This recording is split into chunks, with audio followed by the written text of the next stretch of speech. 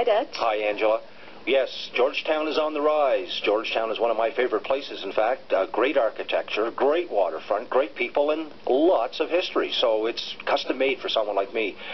The wide streets and heritage buildings are proof of Georgetown's prosperous past. And someone who loves Georgetown's heritage is Janie Llewellyn McQuarrie. Now, Janie was born in 1970 in Georgetown.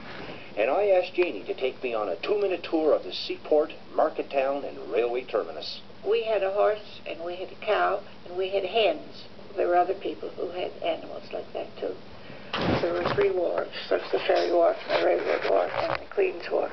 There was the station, and not too far from my house was the tank, the water tank, and most of the people at that end of the town got their water from that tank. There was a pipe and a rope where you could pull it, and there were a lot of outside privies, too, at that time.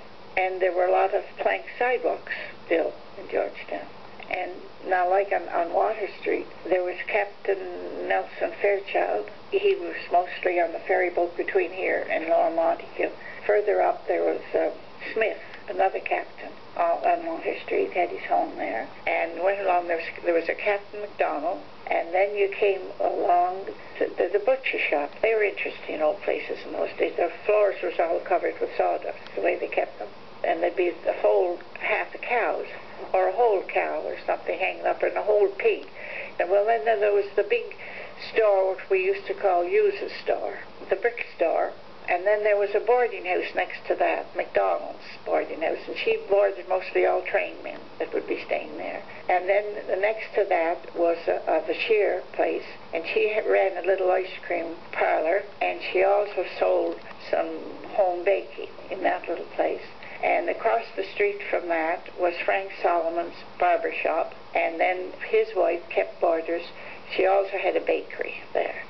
On the other side again, on the left, if you're going up west, was Jimmy McCondon, and he ran a store. Not a big store, but, well, you could buy candy and different things like that, tobacco, and then there was the drugstore. We had a big drugstore there.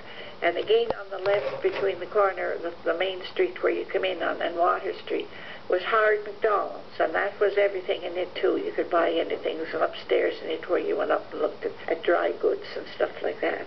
They had everything. Now, Dutch, my husband's father, Howard Walker, is from Georgetown, and so I've been to Georgetown and looked around a bit, and I can't believe all of the things it used to have. It was a really important town, and the best part is most of those buildings are still there. You can still see the hotels and the sea captains' houses and the Coopers and the tailors and the milliners.